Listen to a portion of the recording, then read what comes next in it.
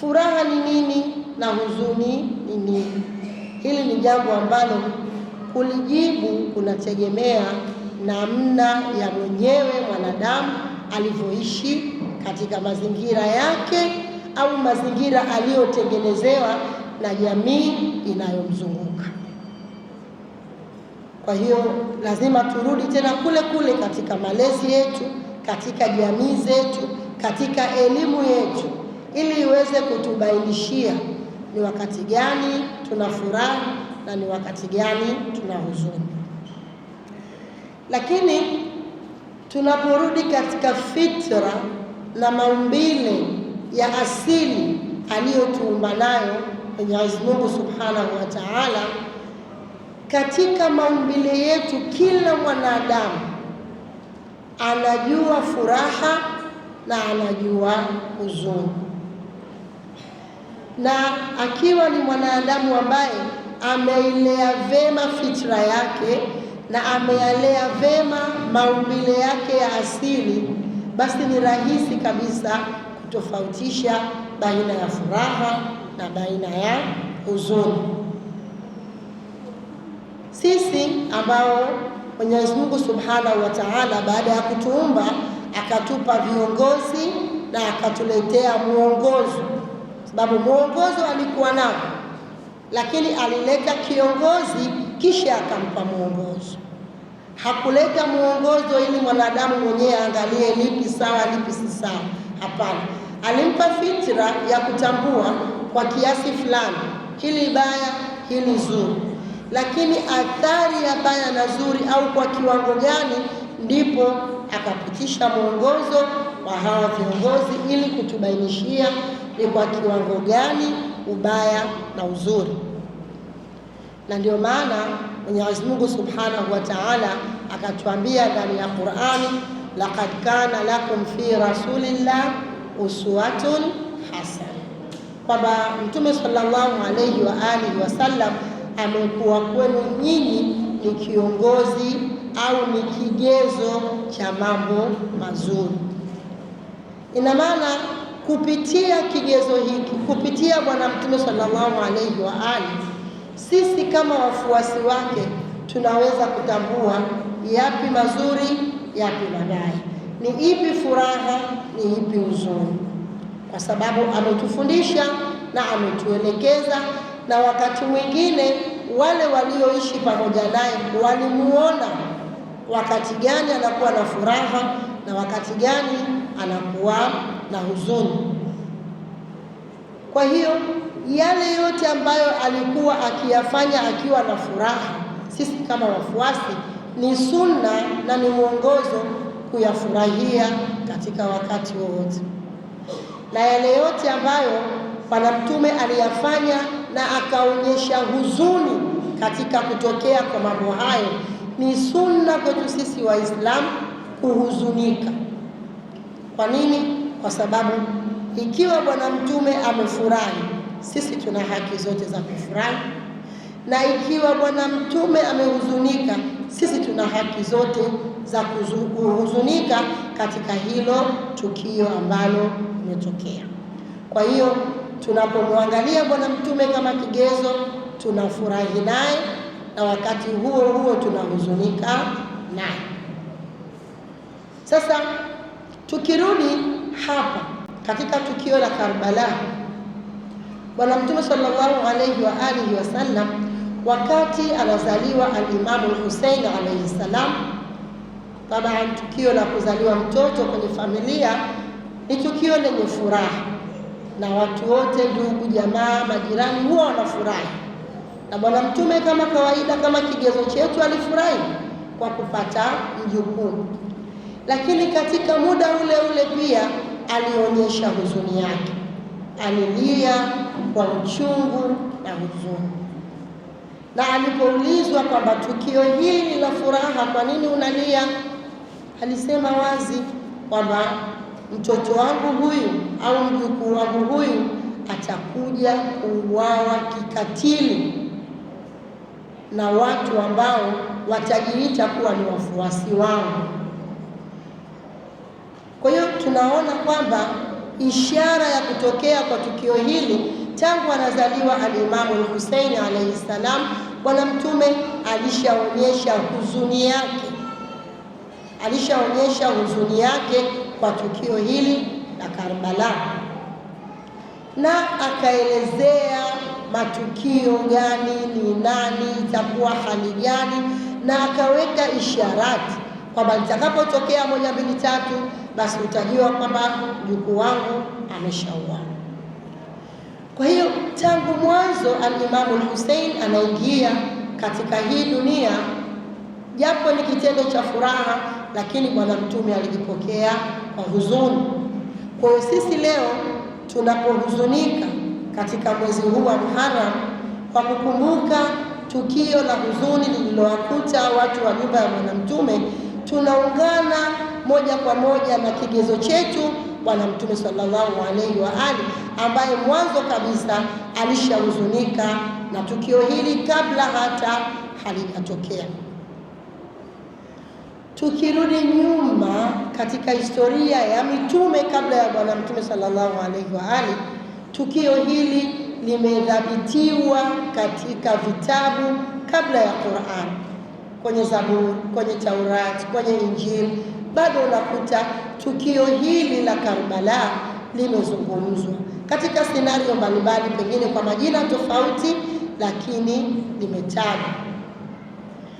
Na hata ukisoma historia ya Nabii Nuh, wakati alipokuwa ameshapanda safina, Nabii Nuh amezikwa wapi wanafunzi? Amezikwa wapi? Mbona mnawaibisha walimu wenu? Hata ukisoma tukio la safina ya Nabii Nuh, baada ya watu kupanda na wanyama na kila kitu, wakati ikielea katika yale maji, ilifika eneo ambalo ile safina ilikuwa inakwenda kwa kuhangaika sana. Yaani wanasema ilikuwa ikitingishika sana. Na baadhi ya riwaya zinatuambia kwamba hata maji ya sehemu ile yalibadilika yakawa na rangi nyekundu. Nabii Nuh alipouliza kwamba hii ni sehemu gani, akaambiwa hapa ndio sehemu inaitwa Karbo wa Balaa, ambapo kitakuja kizazi katika vizazi vyenu, mtoto katika migongo yenu, atakaye kuja kusimamisha hili mlilolileta la Mwenyezi Mungu, atauawa katika eneo hili. Kwa hiyo tangu pale Nabii Nuh akahuzunika kwa lile tukio ambalo litakuja kutokea. Sasa niambie, tangu Nabii Nuh mpaka Nabii Muhammad, mpaka anakuja kuuawa al-Imamu al-Hussein, tayari watu walikuwa wakikumbuka lile swala, wakilizungumza, wanapata huzuni. Kwa hiyo huzuni yetu sisi ni huzuni ambayo tumeitoa kwa Bwana Mtume na mitume waliotangulia. Na ndio maana Bwana Mtume sallallahu alayhi wa alihi wasallam, moja katika hadithi yake anasema, inna liqatli al-Husayn hararatun fi qulubi al-mu'minin la tubradu abadan. Hakika mauaji ya al-Imamu al-Husayn yanaleta joto, yanaleta moto, yanaleta harara katika mioyo ya waumini, moto ambao daima hautozimika wala hautopoa. Kwa hiyo moja ya sifa ya muumini ni kumuona pale ambapo anapata harara, anapata joto, anapata huzuni katika kipindi cha kukumbuka mauaji ya Imamu al-Hussein alayhi salam. Hiyo inakuwa ni moja ya sifa ya muumini kwa mujibu wa hadithi ya Bwana Mtume sallallahu alayhi wa alihi wasallam. Sasa ukiniuliza, je, wale wasiohuzunika sio waumini? Hili swali itabidi tulijibu mimi na wewe kwa kufanya utafiti mbalimbali, ili tuweze kujua muumini wa kweli ni yupi na muumini ambaye sio wa kweli ni yupi. Lakini Bwana Mtume anatuambia sifa ya muumini ni yule ambaye ana huzuni na huzuni yake haipoi katika moyo wake mpaka siku ya Kiyama, huzuni ile itaendelea. Kwa hiyo kujua kwamba Muharram au mwaka mpya wa Kiislamu ni furaha au huzuni tunarudi katika historia. Na ndio maana katika historia Bwana Mtume ameshatuonyesha kila ilipofika muda kama huu yeye alikuwa na huzuni. Kila ilipofika muda kama huu yeye alikuwa na huzuni. Lakini mazingira yetu ya kawaida pia yanatufundisha inapokuwa imechangamana huzuni na furaha, huzuni inatawala zaidi kuliko furaha. Huzuni inatawala zaidi kuliko furaha. Kwa sababu kupitia huzuni ndio mtu anajenga hamasa. Kupitia huzuni ndio mtu anajenga mikakati endelevu. Lakini kupitia furaha mara nyingi ndio inamtoa mtu katika njia na kumpotosha, kumpeleka katika njia asiyoiridhia Mwenyezi Mungu Subhanahu wa Ta'ala. Kwa hiyo kwetu sisi wafuasi wa Ahlul Bait, kwetu sisi mwaka mpya tunauanza na huzuni, kwa sababu tunarithi kile ambacho Bwana Mtume alikifanya, alihuzunika katika kipindi hiki. Tukirudi pia katika historia kwa upande mwingine, tunakuta kwamba je, tunathibitisha kweli mwaka mpya wa Kiislamu ulianza katika mwezi huu wa Muharram? Hilo pia ni somo lingine. Labda tuulizane swali. Tunapohesabu miaka ya Kiislamu tunaanzia katika tukio gani? Kina mama, wanafunzi, mwaka mpya wa Kiislamu unaanzia wapi? Naam? Muharram. Muharram unaanzia wapi? Unasema hapana. Mtume alipohama kutoka Maka kwenda, ilikuwa ni kipindi gani? Ilikuwa ni katika mwezi gani? Mfungo 6. Sasa mbona sisi Muharram ndo tunasema mwaka mpya? Kwa kuna sehemu historia imetupiga Kama tulivyoambiwa mtu alikuwa nyani. Maana kwenye Uislamu pia kuna watu waliingiza mikono. Ukiisoma historia, mwaka wa Kiislamu umeanza kuhesabiwa tangu tukio la Mtume kuhama Maka kwenda Madina. Maana tunaita hijiria, mwaka wa kwanza hijiria, mwaka wa pili hijiria. Hijra ni kile kitendo cha kuhama Mtume kutoka Maka kwenda Madina. Na kitendo kile kwa mujibu wa historia kilifanyika ndani ya mwezi wa Rabiul Awwal.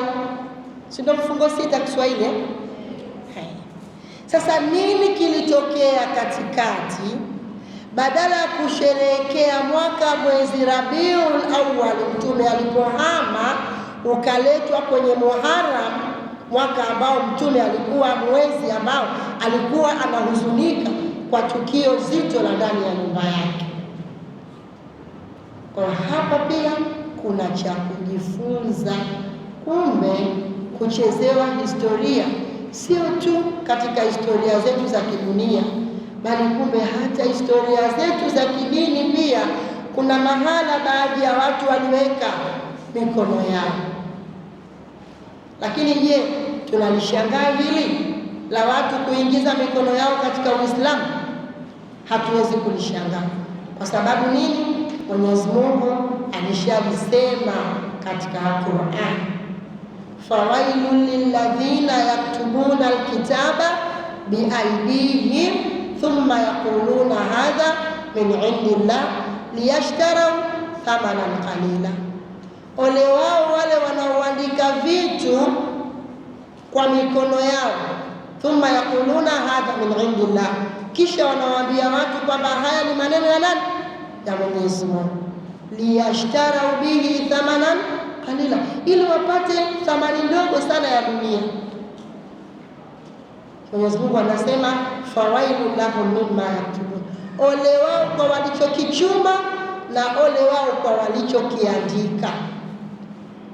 Kwa hiyo kumbe sisi Waislamu tunatakiwa tufahamu Mwenyezi Mungu kwenye Qur'ani kama ametuambia wapo watu wanaandika maneno kwa mikono yao, kisha wanawaambia watu kwamba haya ni ya nani? Ni ya Mwenyezi Mungu. lazima tuwe makini katika kila tunachoambiwa, tunachoandikiwa, tunachoelezewa. Je, ni kweli min indillah au min aidin nas? Kimetoka kwa Mwenyezi Mungu au ni mikono ya watu? Moja tumeliona hapa wenyewe bila hata kutumia nguvu nyingi ya kielimu. Mtume amehama Rabiul Awwal na ndio mwaka umeanza kuhesabiwa Hijiria, lakini leo tumelazimishwa wote tusherekee Muharram, ndio mwaka wa kwanza wa Kiislamu. Nini kilikuwa kinafichwa? Ilikuwa inafichwa hii huzuni ya Ahlul Bait. Ahlul Bait ni madhulumu. Hata historia yao pia ilibadilishwa ili tu watu wasipate muda wa kuwataja na kuwakumbuka huzuni zao.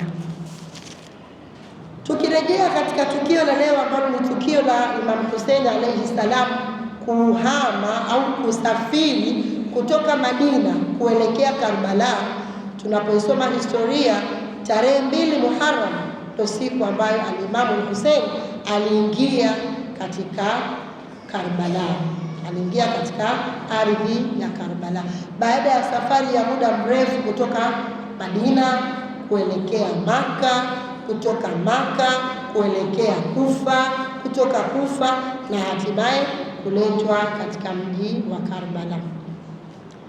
Safari ambayo ni ngumu sana, safari yenye majonzi makubwa, safari yenye mafunzo mengi sana.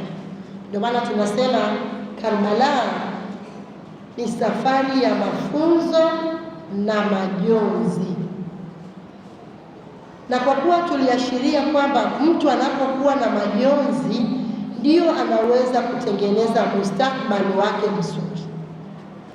Mara nyingi tukiwa na furaha huwa tunaharibu, lakini mtu akiwa na majonzi anafikiri kwa utaratibu na anaamua kwa sahihi. Safari ya Karbala ina majonzi, ina vilio, ina machozi, lakini ina mafunzo makubwa sana.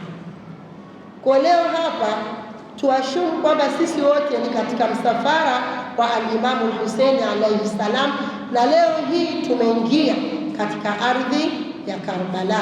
Tumuombe Mwenyezi Mungu atuafikishe sisi wote tuweze kuizuru ardhi ya Karbala kabla Mwenyezi Mungu hajatuita mbele yake insha Allah. Kwa hiyo hapa sasa hivi tusafiri tu kwa hisia kwamba sisi tuko katika ardhi ya Karbala pamoja na al-Imam Hussein alayhi salam. Safari ya huzuni, safari ya majonzi, lakini ina mafunzo. Moja ya funzo tunalolipata ni nini? Kwa nini imamu aende Karbala, atoke Madina? Wakati imamu alipokuwa Madina, aliletewa taarifa kutoka kwa Yazidi kwamba anatakiwa ampe kiapo cha utii. Imamu alikataa, na hakukataa kama alivyoniambia shekhe wangu pale kwamba unaletewa karatasi alafu mtu kaondoka ndio unasema kwa nini kanipa. Hapana, alikataa mbele ya yule mjumbe. Alimwambia, kamueleze huyu aliyekutuma, mithli la yubau mithlahu, mfano wa mimi. Imam Hussein hakusema mimi Hussein simbai Yazid, hapana. Alisema yoyote ambaye ni mfano wa mimi, yani anayesimama kwenye haki na akatambua haki ni nini, la yubau mithlahu, hawezi kumpa kiapo cha utii yoyote ambaye ni kama Yazidi. Jamii tuliyokuwa nayo leo ina mayazidi wangapi? Wengi sana. Je, kina Huseini tupo? Hili ndio swali. Kwa sababu siku zote katika vita ya haki na batili, batili ni kubwa na wenye batili wanaokaa katika upande wa batili ni wengi na wana nguvu, lakini wanaokaa upande wa Imam Huseini ni wangapi?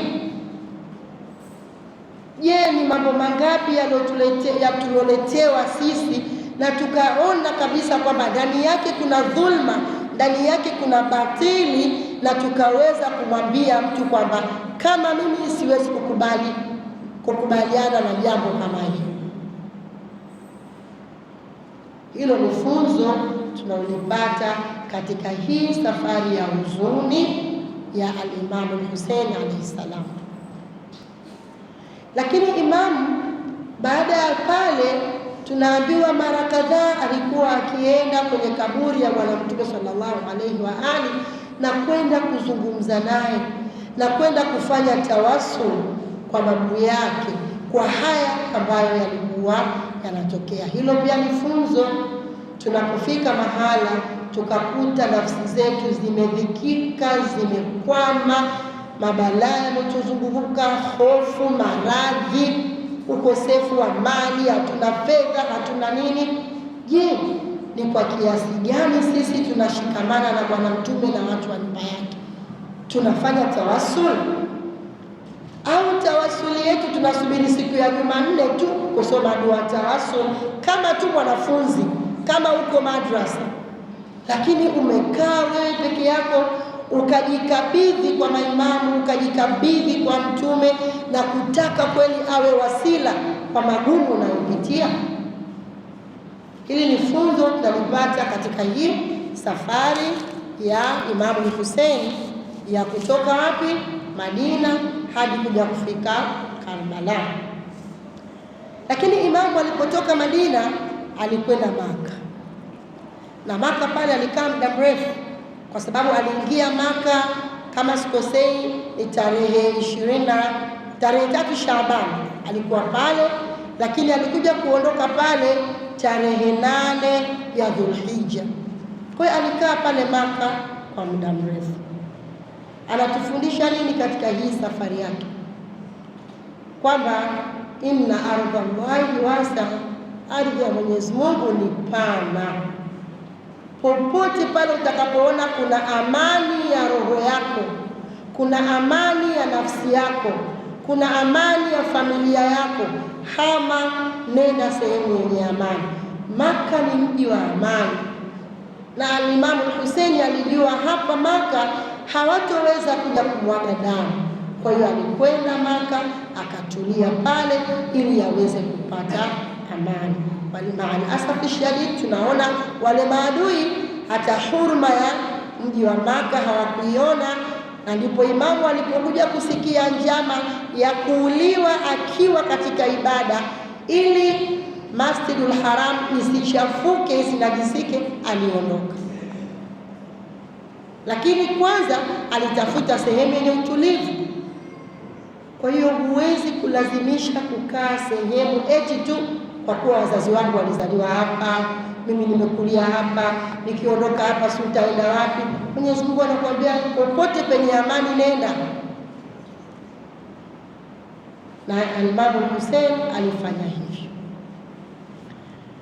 Lakini akiwa Maka, Imamu baada ya kupokea maombi mengi ya watu wa mji wa Kufa kwamba njoo usimame nafasi aliyokuwa amesimama baba yako, Imamu hakwenda tu.